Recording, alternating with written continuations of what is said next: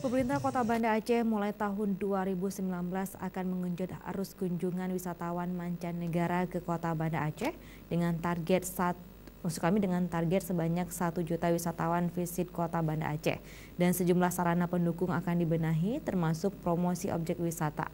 Adapun paket wisata yang ditawarkan pemerintah kota yaitu wisata Islami dan tsunami.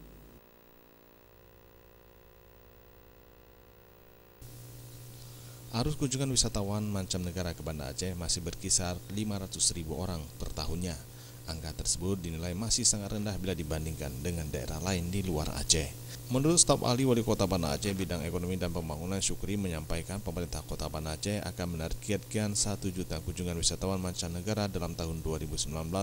Angka tersebut akan tercapai karena saat ini Pemko Banda Aceh sangat serius menangani persoalan pariwisata karena bisa memberikan pendapatan PAD dan gairah ekonomi pelaku usaha pariwisata di Banda Aceh. Ini kita buatan terakhir ini harus kunjungan wisata ke Banda Aceh kan masih di bawah 1 juta. Tahun ini kalau tidak salah kita 500.000. Jadi kita keluar dan kita tingkatkan menjadi 1 juta. Itu target Pak Badi sesuai dengan target PDM kita. Mungkin kita ada beberapa fasilitas yang akan kita sesuaikan dan akan mendatangkan wisata sebanyak itu. Di samping itu, Syukri menambahkan wisatawan Islami dan wisata tsunami menjadi daya tarik bagi wisatawan mancanegara saat ini.